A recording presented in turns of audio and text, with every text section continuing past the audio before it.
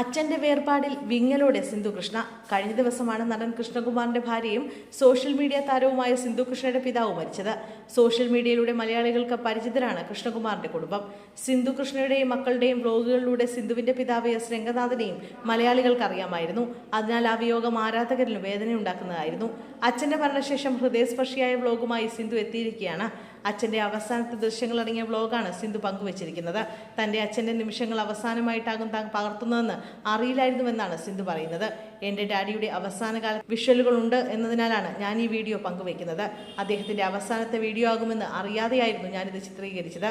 അദ്ദേഹത്തെ നിങ്ങളുടെ പ്രാർത്ഥനകളിൽ കരുതുക. ദയവ് ചെയ്ത് അനാവശ്യമായ നെഗറ്റീവ് കമന്റുകൾ പങ്കുവെക്കാതിരിക്കുക. ഒരു വ്യക്തിയുടെ ആത്മാവ് ഓർമ്മകളിലൂടെയാണ് ജീവിക്കുക.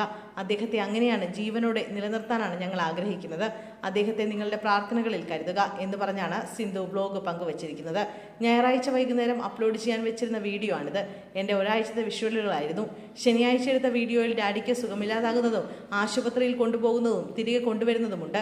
ചെറിയ ഫൂട്ടേജുകൾ മാത്രം. നമ്മൾ വിചാരിക്കുന്ന പോലെയും പ്ലാൻ ചെയ്യുന്ന പോലെയുമല്ല ജീവിതം. അപ്രതീക്ഷിതമായി പലതും സംഭവിച്ചു. ഞായറാഴ്ച ഡാഡി ആശുപത്രിയിൽ കൊണ്ടുപോയപ്പോൾ ECG ഒക്കെ നോർമലായിരുന്നു. ഒരു കുഴപ്പവും ഉണ്ടായിരുന്നില്ല. ഞായറാഴ്ച ഉച്ചയ്ക്ക് ഡാഡി മോഹൻലാലിൻ്റെയും ശ്രീനിവാസിൻ്റെയും സിനിമ കണ്ട് ആസ്വദിക്കുന്ന ഡാഡിയുടെ വീഡിയോ ഡാഡിയുടെ ഹോം നേഴ്സ് ആദി അയച്ചു തന്നിരുന്നു. ആദി എപ്പോഴും ഡാഡിയുടെ വീഡിയോയും വിവരങ്ങളും അയച്ചു തരാറുണ്ടെന്നും അന്നും അയച്ചു തന്നെന്നും സിന്ധു പറയുന്നു. ഞങ്ങൾ താജിൽ പോയതായിരുന്നു. വൈകുന്നേരമാണ് ഡാഡി കുഴഞ്ഞു വീഴുമെന്ന് പറഞ്ഞ് വിളിക്കുന്നത്. ആംബുലൻസ് വിളിക്കുമ്പോഴും ഡ്രൈവർ ചെല്ലുമ്പോഴുമെല്ലാം അദ്ദേഹം ഓക്കെ ആവും. ഞാൻ എത്തുമ്പോഴേക്കും ഡാഡി നോർമലാകുമെന്നായിരുന്നു.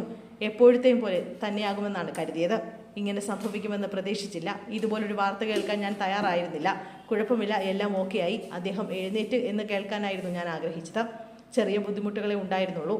നോർമലായിരുന്നു. അപ്രതീക്ഷിതമായി ഡാഡി പോയി. ഡാഡിയുടെ കുറച്ച് വിഷ്വലുകളാണ് ഇതിലുള്ളത്. ഡാഡി പോയി. ഇനി ഡാഡി വീട്ടിൽ വരുന്നതും ഭക്ഷണം കഴിക്കുന്നതും ഒന്നും കാണില്ല. ഡാഡി ജീവിച്ചിരുന്നപ്പോൾ ഞാനെടുത്ത ഫുട്ടേജുകളുള്ള വീഡിയോ ആണിതെന്ന് പറഞ്ഞ് താരം ചില വീഡിയോ ക്ലിപ്പുകളും പങ്കുവച്ചിട്ടുണ്ട്.